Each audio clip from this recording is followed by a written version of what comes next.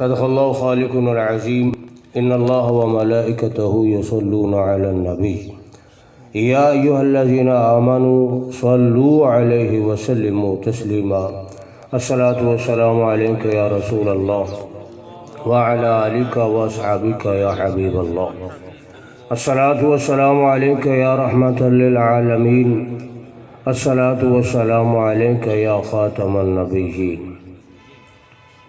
اللہ رب العالمین کی حمد و ثنا تسبیح و تحلیل کے بعد پیارے نبی، دین و دنیا، قبر اور حشر کے سہارے نبی، اللہ کے مختار نبی، نبیوں کے سردار نبی اور ختم نبوت کے تاجدار نبی اور اپنی امت کے غمخوار نبی جناب محمد الرسول اللہ صلی اللہ علیہ وآلہ وسلم کی ذات گرامی پر ہدیہ درود و سلام عرض کرنے کے بعد، حضرات محترم، آپ نے یہ پروگرام بڑا خوبصورت، روحانی، پرکیف آنکھوں سے دیکھا، کانوں سے سنا، اور جو کچھ قبلہ یادگار اسلاف، استاذ العلماء حافظ محمد عبد استاد سعیدی صاحب دامت برکاتہم العالیہ نے ارشاد فرمایا، بیان فرمایا، اس کو اپنے دل میں آپ نے محفوظ فرمایا۔ اللہ تعالیٰ اس ادارے کی کارکردگی کو مزید برکت اور ترقی سے مالا مال فرمائے۔ میں چونکہ باتیں ہو گئی ہیں تو صدارتی خطبے کے حوالے سے کچھ کہا گیا، چند باتیں میں اس موقع پر آپ کی خدمت میں گزارش کروں گا۔ پہلی بات، امام بخاری رحمۃ اللہ علیہ کی جس حدیث کا ہم نے یہ آخری حدیث کا درس سنا اور پڑھا، امام بخاری جب حدیث اپنی کتاب میں لکھتے تھے تو امام بخاری کا طریقہ کیا تھا؟ امام بخاری کس قدر ان کے دل میں رسول اللہ صلی اللہ تعالیٰ علیہ وسلم کی تعظیم تھی، آپ کے مرتبے اور مقام کا کس قدر اہتمام اور خیال تھا۔ امام بخاری جب حدیث میں کتاب میں حدیث لکھنا شروع کرتے، ان کا طریقہ یہ تھا کہ پہلے امام بخاری غسل کرتے، پھر امام بخاری 2 نفل پڑھتے، استخارہ بھی کرتے۔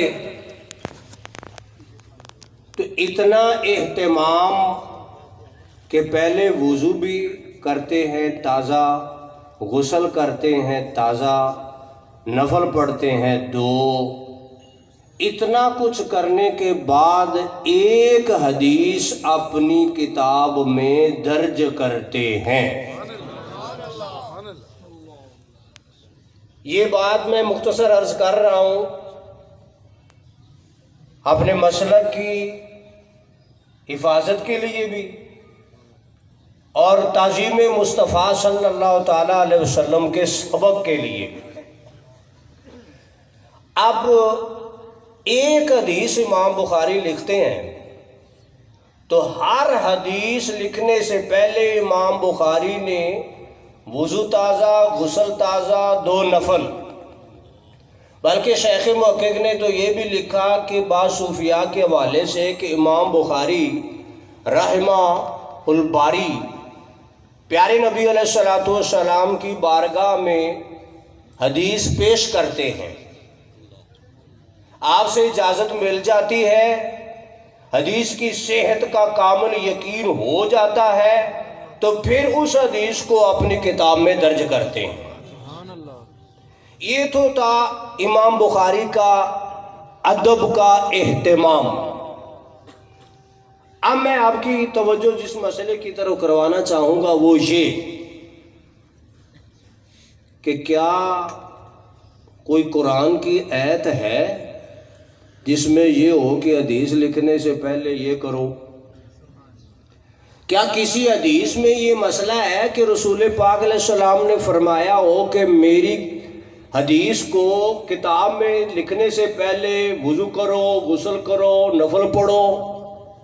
ایسا ہے؟ جو صحابہ حدیث لکھتے تھے انہوں نے ایسا کیا؟ جو صحابہ حدیث لکھتے تھے، حدیث رسول اللہ صلی اللہ علیہ وسلم کے زمانہ اقدس میں لکھی گئی، آپ علماء حضرات تو جانتے ہیں، حضرت عبداللہ بن عمر بن عاص ایک چوٹی کا نام ہے رضی اللہ تعالیٰ عنہ، سب سے زیادہ حدیثیں ان کے پاس لکھی ہوئی ہوتی تھی۔ اچھا، انہوں نے بھی ایسا نہیں کیا۔ اب امام بخاری جب آئے تو انہوں نے ایسا کیا۔ اب اس پر آیت بھی کوئی نہیں ہے، حدیث بھی کوئی نہیں کہ رسول اللہ صلی اللہ علیہ وسلم نے فرمایا ہو کہ حدیث لکھنے سے پہلے یہ کرو، غسل کرو، وضو کرو، استخارہ کرو، یا کسی صحابی نے اس پر عمل کیا ہو، صحابی کا عمل ہو، کسی صحابی نے بھی ایسا نہیں کیا۔ اب لوگ کہتے ہیں کہ جو کام اللہ کے رسول صلی اللہ علیہ وسلم نے نہ کیا ہو یا صحابہ نے نہ کیا ہو، وہ کوئی اگر بعد میں کرتا ہے تو بدعت ہے۔ تو کیا امام بخاری کو اس مسئلے کا پتہ نہیں تھا؟ اگر امام بخاری نے ایسا کیا تو امام بخاری پر بدعتی ہونے کا فتویٰ لگایا ہے کبھی؟ شوق ہے تو لگا کے دیکھو۔ بخاری کو اپنے کھاتے میں ڈالنے والے، امام بخاری کو اپنی جیب میں ہر وقت رکھنے والے، اس بات پر امام بخاری کے اس طرز عمل پر بھی تو غور کرو۔ امام بخاری نے وہ کام کیا جس پر قرآن کی آیت کوئی نہیں، امام بخاری نے وہ کام کیا جس پر حدیث کوئی نہیں، امام بخاری نے بظاہر وہ کام کیا جس پر صحابی یا تابعی کا عمل نہیں ہے، لیکن امام بخاری کر رہے ہیں۔ امیر المومنین فی الحدیث ہیں، ہماری گردنیں عظمت بخاری کے سامنے جھکی ہوئی ہیں، ہم ان کی عظمتوں کو سلام کرتے ہیں، لیکن ہم یہ بھی بیان کرتے ہیں، بتاتے ہیں کہ بخاری تمہارا نہیں، بخاری ہمارا ہے۔ امام بخاری نے کیا بتایا کہ تعظیم رسول صلی اللہ علیہ وسلم کا مسئلہ ہو، ناموس رسول صلی اللہ علیہ وسلم کا مسئلہ ہو، آپ صلی اللہ علیہ وسلم کی عزت و عظمت پر پہرا دینے کا مسئلہ ہو، تو پھر ہر وہ طریقہ اپنا لو، ہر وہ کام کر لو جو شریعت کے دائرے میں بھی ہو، اور پھر تعظیم مصطفیٰ صلی اللہ علیہ وسلم کا پتہ دے، تو پھر جہاں سے رسول اللہ صلی اللہ علیہ وسلم کے ادب کا سبق ملے، جہاں سے آپ کی تعظیم کا سبق ملے، وہ لکھا ہوا ہو تو بھی جائز ہے، اگر کہیں نہ لکھا ہوا ہو تو بھی جائز ہے۔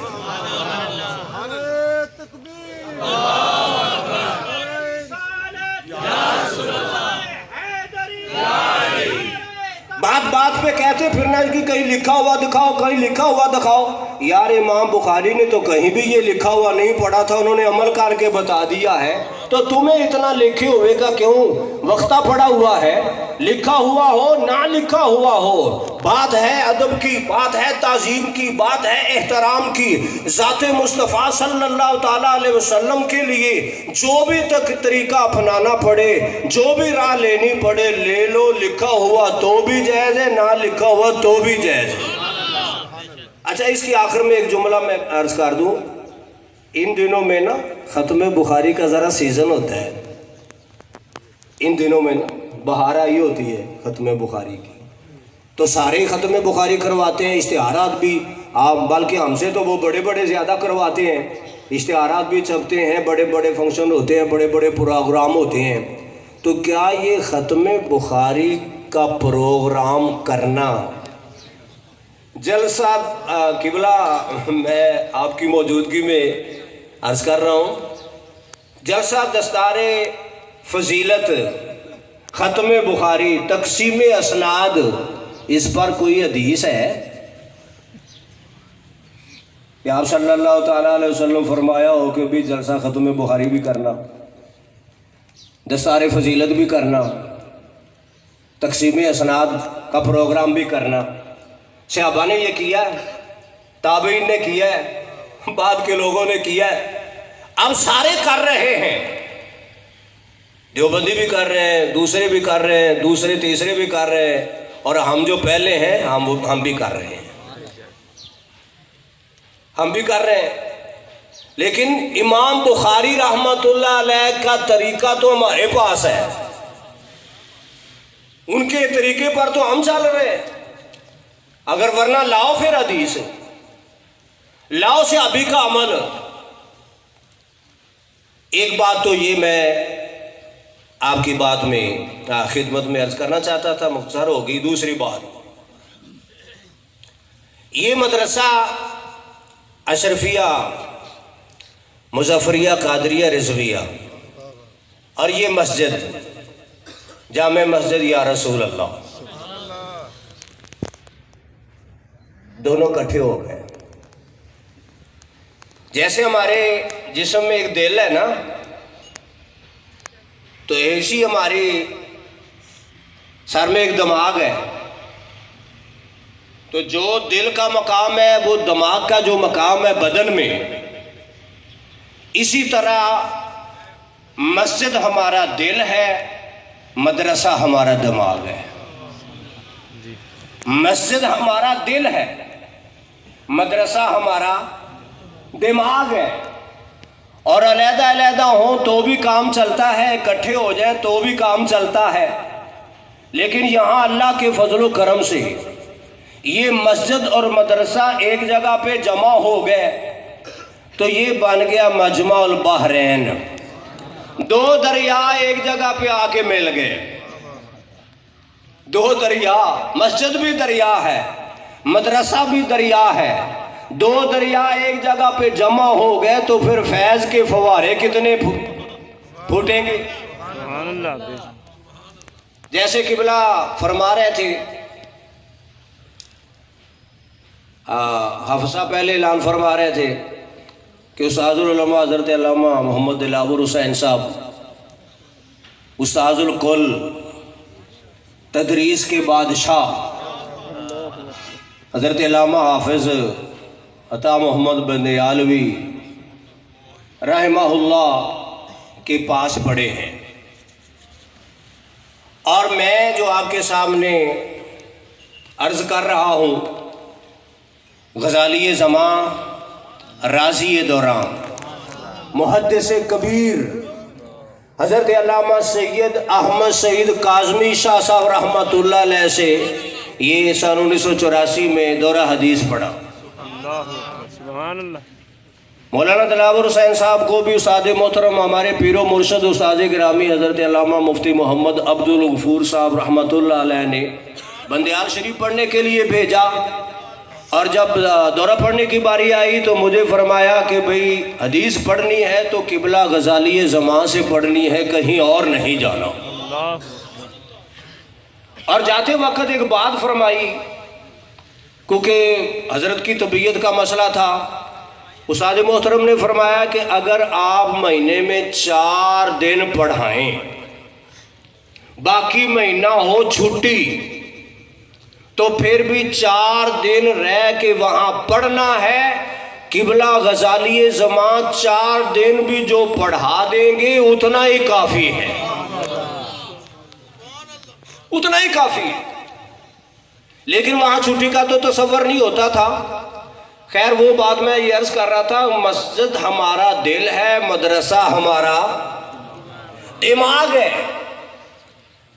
اور یہ مسجد اور مدرسہ دونوں مل گئے تو مجمع البحرین، مولانا دلاور حسین صاحب اور مجھ جیسا حقیر دونوں مل گئے ایک جگہ پر، تو یہ بھی مجمع البحرین۔ ایک طرف غزالی زمان کا فیض ہے، تو دوسری طرف علامہ عطا محمد بندیالوی رحمتullah علیہ کا فیض ہے، جہاں یہاں سے دونوں فیض ملیں گے، غزالی زمان کا بھی فیض ملے گا، علامہ عطا محمد بندیالوی رحمتullah علیہ کا بھی فیض ملے گا۔ تو مسجد سے جڑے ہیں تو مضبوط ہیں۔ دماغ تب کام کرے گا جب مدرسے کا دماغ ہوگا، ورنہ دماغ الٹ جائے گا۔ جیسا کہ حضرت صاحب فرما رہے تھے کہ بہتر استاد کا مل جانا بھی اللہ کی نعمت ہے، جو رسول اللہ صلی اللہ علیہ وسلم کی تعظیم کا سبق دینے والا ہو۔ تو آج میرے بزرگوں، میرے دوستوں، میرے مسلمان بھائیوں، آج اگر ہم نے ایمان کو، عمل کو، عقیدے کو بچانا ہے تو مسجد میں آنا ہے، مدرسے میں آنا ہے، مسجد کو بھی مضبوط کرنا ہے، مدرسے کو بھی مضبوط کرنا ہے۔ آج میں یہ عرض کر دوں، علماء کرام جو فارغ ہوئے ان سے بھی، خصوصاً دیگر حضرات سے بھی، مسجد بھی میڈیا ہے جہاں سے اللہ کا پیغام جاتا ہے، مدرسہ بھی میڈیا ہے جہاں سے اللہ اور رسول اللہ صلی اللہ علیہ وسلم کا پیغام جاتا ہے۔ یہاں سے جو پیغام جائے گا حق اور سچ اور سچا اور سچا اور اونچا پیغام جائے گا۔ دنیا والوں کے پاس جو میڈیا ہے وہ دجالی میڈیا ہے، اور یہاں ہمارے پاس مسجد اور مدرسہ جو میڈیا ہے یہ ربانی اور حقانی میڈیا ہے۔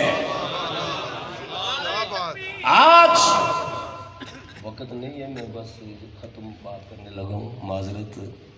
آج مسلمانوں کو مسجد سے دور کیا جا رہا ہے، مدرسے سے دور کیا جا رہا ہے۔ مسجد اور مدرسے سے دور رکھنے کے لیے ہزاروں پروگرام بن گئے۔ آج دین دشمن، اسلام دشمن، نبی دشمن اور ختم نبوت کے تاجدار نبی کے دشمن وہ مسجد سے آج بھی ڈرتے ہیں، مدرسے سے آج بھی ڈرتے ہیں۔ مسجد کی آواز سے ان کو اتنا ڈر لگتا ہے کہ ایٹم بم سے اتنا نہیں ڈرتے جتنا مسجد کی آواز اور پیغام سے ڈرتے ہیں۔ وہ چاہتے ہیں کہ مسجد سے دور کر دو، لیکن نہیں، غلامان مصطفیٰ صلی اللہ تعالیٰ علیہ وسلم مسجدوں میں بیٹھے ہوئے ہیں، جہاں بیٹھ گئے وہی مدرسہ۔ یہ مسجد اور یہ مدرسہ انشاءاللہ چلتا رہے گا، کام کرتا رہے گا۔ اللہ پاک ہمیں ان کے ساتھ مضبوط اپنے آپ کو رشتہ جو ہے قائم کرنے کی توفیق عطا فرمائے۔ آخری بات، مذہب، رسول اللہ صلی اللہ علیہ وسلم کی حدیث کے بغیر تم نہ کبھی ادھر جا سکتے ہو، نہ ادھر جا سکتے ہو، نہ دائیں نہ بائیں۔ اللہ اکبر۔ تو مذہب کا معنی ہے جانے کی جگہ، جانے کا وقت۔ علماء جانتے ہیں مذہب کا معنی جانے کی جگہ۔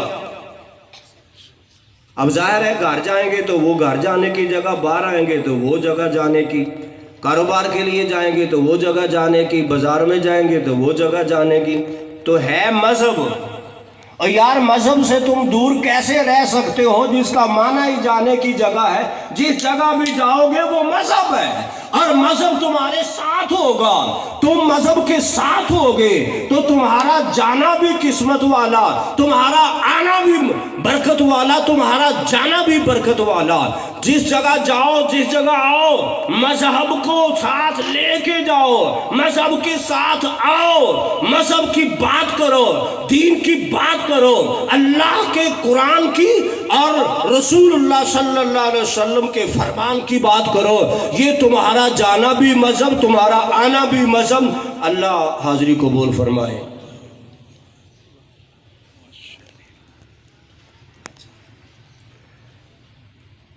میں چونکہ 12:30 بجے تک کا ٹائم تھا، اس حوالے سے گفتگو کو سمیٹ دیا، لیکن 5 منٹ تک مزید گفتگو کا مجھے پھر آرڈر مل گیا۔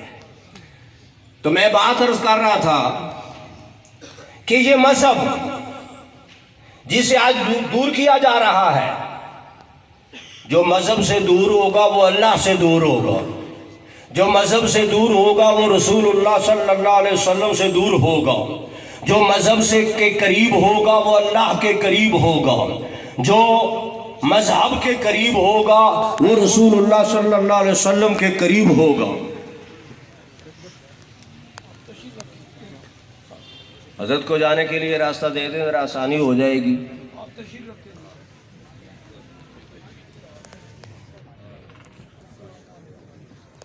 تو ایک تو تفصیل میں بعد میں پھر کسی وقت موقع ملا تو ذرا آپ کے گوش گزار کروں گا. جتنے بھی حضرات فارغ ہو گئے ہیں، بظاہر فارغ ہو گئے ہیں، لیکن یہ نہ سمجھے کہ بھی بالکل ہی فارغ ہو گئے ہیں. فَإِذَا فَرَغْتَ فَانْصَبْ وَإِلَىٰ رَبِّكَ فَارْغَب. اگلا کام بھی کرنا ہے، اگلا کام بھی کرنا ہے. یہ جو پڑھا ہے یہ آگے پڑھانا ہے، اس کو آگے پہنچانا ہے. رسول اللہ صلی اللہ تعالیٰ علیہ وسلم کے دین اور آپ کے دیے ہوئے نظام حیات کو پہنچا کے مذہب کے قریب کرنا ہے، مذہب کے قریب لانا ہے. اگر مذہب اندر ہوگا، دل و دماغ میں مذہب کی قوت ہوگی، تو پھر یہ عورت مرد جیسا، یہ میرا جسم میری مرضی جیسے نعرے، یہ اسلام دشمنوں کے پروگرام پھر نہ تو تم اٹینڈ کرو گے، نہ وہاں جاؤ گے، نہ وہاں ان کی حمایت کرو گے. اس لیے یہ رسول اللہ صلی اللہ تعالیٰ علیہ وسلم کا پیغام، آپ کا فرمان، حدیث صحیح بخاری کا آخری حدیث کا درس جو ہم نے سنا اور اس کو ہم نے پڑھا، یہ جہاں بھی یہ ذکر ہوگا یہ اللہ کا ذکر ہے، رسول اللہ صلی اللہ علیہ وسلم کا ذکر ہے. اللہ تعالیٰ ہمیں اسی جذبے اور اسی شوق سے سلامت رکھے کہ آپ کی نگاہ عنایت کی ہمیں طلب ہو، آپ کو پانا، آپ کو حاصل کرنا یہی مطلوب ہو. آپ ملے تو اللہ مل گیا، محمد ملے تو میں گھر دا گھر ویچ دیواں، محمد ملے میں گھر دا گھر ویچ دیواں، میں دل ویچ دیواں، میں جگر ویچ دیواں، میں تن وار دیواں، میں من وار دیواں، مدینے دے سونے چن تو میں چن وار دیواں.